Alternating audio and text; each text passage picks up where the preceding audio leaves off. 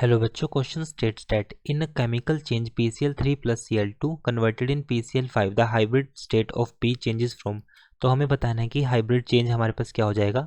First हम बात करते हैं क्वेश्चन के की कंसेप्ट की। जैसा कि हम जानते हैं कि जो हमारे पास PCl3 है उसमें हमारे पास 2 क्लोरीन को हमने ऐड किया तो हमारे पास यहाँ पर आ जाएगी इक्वेशन PCl5। तो ये हमारे पास क्या है, ये हमारे पास टेट्राक्लोराइड है और ये हमारे पास है पेंटाक्लोराइड। सिंपल सी बात है। तो अब हमारे पास जो फास्फोरस है, फास्फोरस का जो एटॉमिक नंबर की अगर मैं बात करूं तो इसमें एटॉमिक नंबर फास्फोरस का होता है 16। तो इसकी जो इलेक्ट्रॉनिक कन्फिग्रेशन होगी जिसका मेन रोल होगा क्वेश्चन में, तो वो हो जाएगी 1s2 2s2 2p6 3s2 3p3। ये हो जाएगा हमारे पास। फर्स्ट हम बात करते हैं PCl3 की। अब PCl3 में हमारे पास, अगर मैं PCl3 की बात करूं, PCl3 PCl3 में जो फॉस्फोरस है हमारे पास उस पर 3 अनपेड इलेक्ट्रॉन्स हैं इन आउटर शेल P, क्योंकि इसकी कन्फिग्रेशन क्या थी 1s2 2s2 2p6 3s2 3p3। अब जो P ऑर्बिटल में हमारे पास आउटर मोस्ट में जो इलेक्ट्रॉन है हमारे पास ये अनपेड इलेक्ट्रॉन्स हैं। ये हमारे पास क्या है, अनपेड इलेक्ट्रॉन्स हैं। अगर ये अनपेड इलेक्ट्रॉन्स हैं so further phosphorus there is vacant d orbital. अगर मैं फर्दर बात करूँ तो हमारे पास यहाँ पर जिसका डी ऑर्बिटल होगा वो भी क्या है, वैकेंट है। डी ऑर्बिटल भी हमारे पास इसका वैकेंट है, मींस 3d, जो कि 3d है।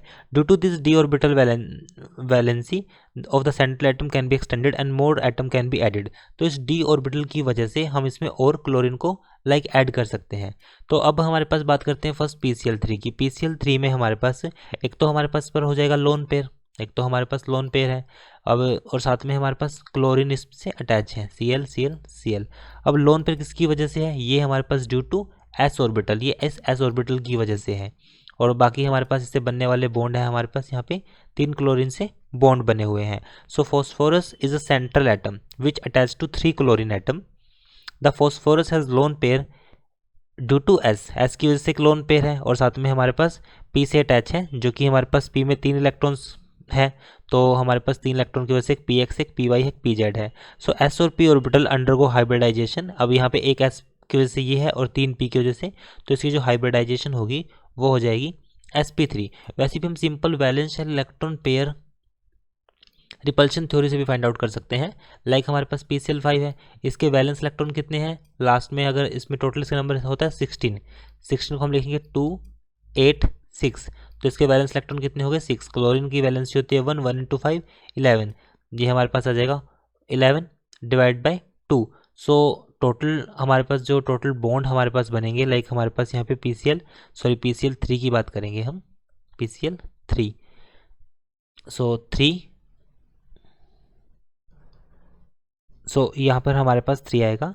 तो अब हम इसमें देख सकते हैं डिवाइड बाय 2 कर देंगे तो हमारे पास 5 6 एंड 3 9 9/2। तो हमारे पास यहाँ पर जो 8 सॉरी टोटल हमारे पास यहाँ पर जो वैल्यू बनेगी 9/2। सो वैल्यू हमारे पास बनेगी 4 4 एंड 1। सो जैसे अगर हम इसको 2 से डिवाइड करेंगे तो टोटल हमारे पास जो बॉन्ड बनेंगे वो कितने बनेंगे, 4 बनेंगे बॉन्ड पेयर में से 3 तो सॉरी टोटल बॉन्ड 4 बनेंगे, तो बॉन्ड पेयर कितने होंगे 3, और एक हमारे पास इस पे आ जाएगा लोन पेयर।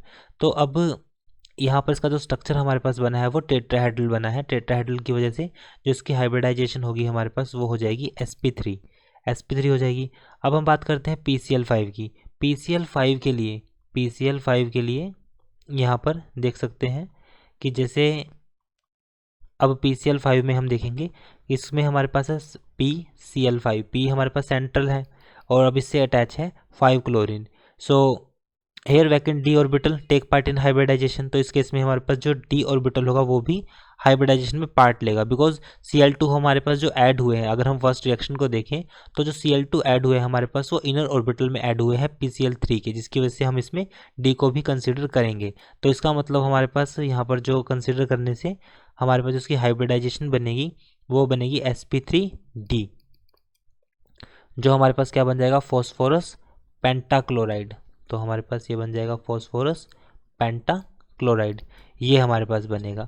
सो राइट आंसर जो उसका बनेगा sp3 से sp3d। So right answer is option D. I hope solution is understandable. Thank you.